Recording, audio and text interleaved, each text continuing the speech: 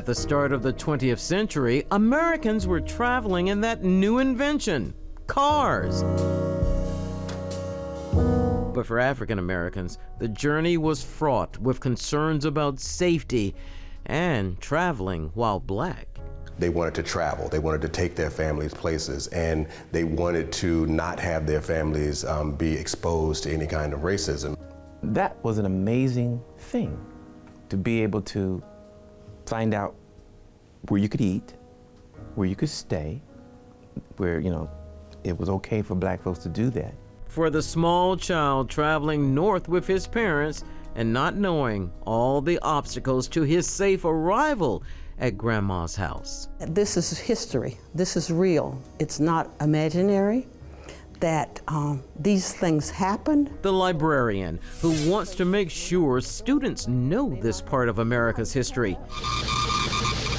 And the business family that never gave up. We're the only one that's still here, owned by the same family and in the same spot.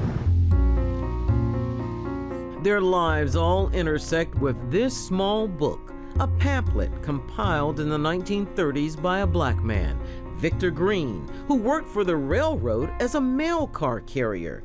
Green wanted to provide African Americans a guide to safe traveling across the country during a time when doing so for black people could end in tragedy, particularly if their travels brought them through so-called sundown towns. And so these places said that if you were African American, if you were Mexican, that you should not be caught after a certain time. After the sun went down, you would run the risk of losing your life.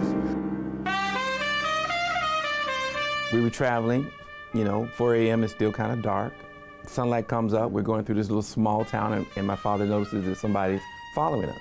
The international traveler remembers those trips as a child and how his parents shielded him from the dangers on the road. History was not told as it should have been, and so this is correcting wrongs. It's letting people know actually, how did people live then? How did they travel? Everything was not as it is now. The current exhibit on the Green Book is on display at Central Piedmont's main campus library. For Gloria Kelly, who brought the exhibit to Charlotte, it was important for students to learn. It affected everybody, and so we need to know that, and now people will understand why people feel a certain way. This little green book provided a roadmap for traveling African Americans. It gave them tips on where to sleep, where to eat, and where to stop to get some gas. It basically was an underground railroad in plain sight.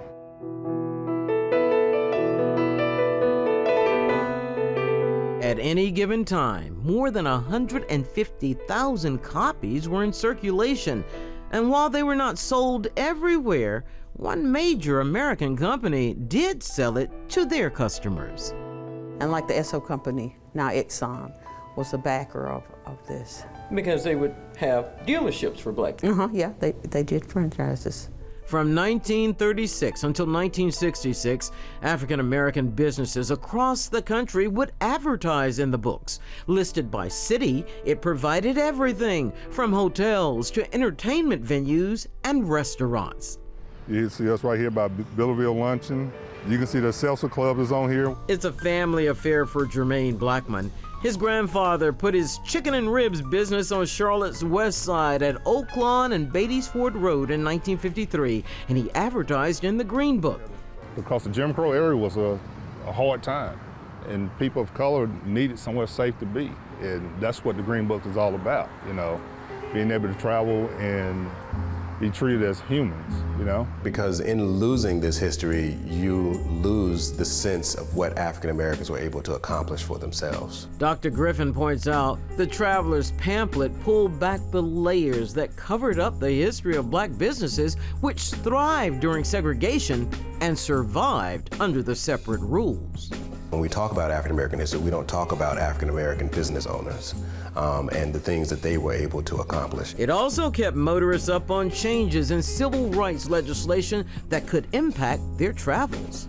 By the 1960s, you begin to see the Green Book advertising all of the new civil rights laws and which states were abiding by these civil rights laws. They're now telling the people who are reading the Green Book, who are purchasing the Green Book, these states now have laws that will protect you. By the end of the 60s, as the laws became more enforceable, the Green Book in many ways became unnecessary because of the way integration began to open up the country.